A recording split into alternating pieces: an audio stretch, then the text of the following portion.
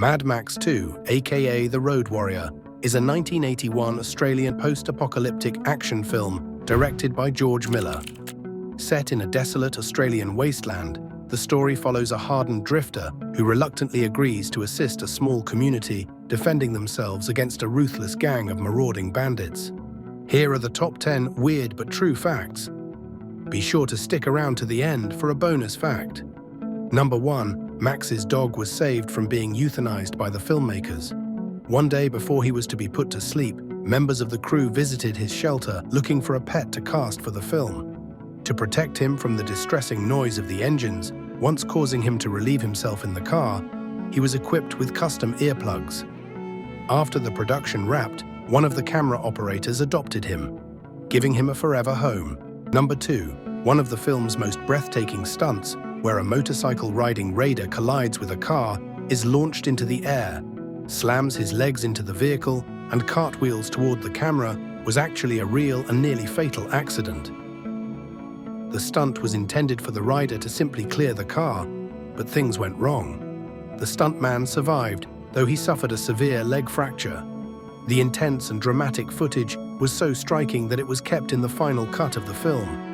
Number 3. Humungus was originally supposed to be Max's partner, Jim Goose. The production decided against this, but left a few hints, such as horrible burns behind Humungus's goalie mask, his raider's use of police vehicles, and his own use of a similar weapon to the MFP's standard sidearm. Number 4. Kjell Nilsson, who portrayed the menacing Humungus, brought an unusual background to the role. He was a former bodybuilding champion and even won the title Mr. Sweden in his home country. The character was conceived as an ex-military officer who had sustained severe burns, necessitating his signature hockey mask. The Lord Humungus, the Ayatollah of rock and roller! Number 5. Guy Norris, a 21-year-old professional motorcycle stuntman, played an essential role. As Mel Gibson's driving double, Norris also appeared as the marauder, Bearclaw Mohawk, performed numerous motorcycle stunts, and doubled for several other characters in fight sequences. Essentially, every character that jumped onto the tanker was me, Norris said in a 2015 interview. I'd change costumes, perform the stunt, then change again and do it from a different angle. Decades later, Norris reprised his role as Mad Max's driving double in George Miller's Mad Max Fury Road, this time for Tom Hardy, continuing his enduring legacy in the franchise. If you're enjoying this content, please support the channel by hitting the like button. Thanks. Now back to the countdown. You can run, but you can't hide!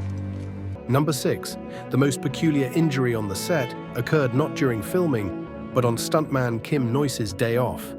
While riding his motorcycle through the desert, Noyce stopped to greet a caravan of camels. Unfortunately, the sound of his engine startled one of the animals, which kicked him with enough force to send him flying.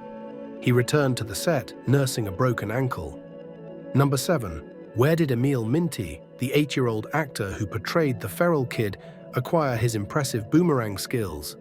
According to Minty, it was none other than Mel Gibson who took him under his wing, teaching him how to throw the weapon.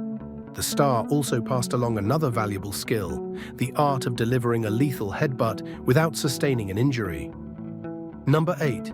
The tanker rollover scene wasn't just the film's biggest stunt, it was also the most dangerous. Stunt driver Dennis Williams had just one shot to nail it, and he did it on an empty stomach. Director George Miller, a former ER doctor, insisted Williams fast for 12 hours beforehand, just in case he had to be rushed into emergency surgery.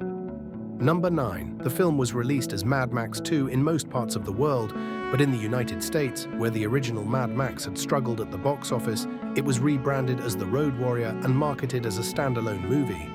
Number 10. The logo emblazoned on the tanker truck reads Seven Sisters Oil, a reference to a conspiracy theory from the early days of the oil industry. According to the theory, 7 large energy corporations colluded to dominate the global oil market.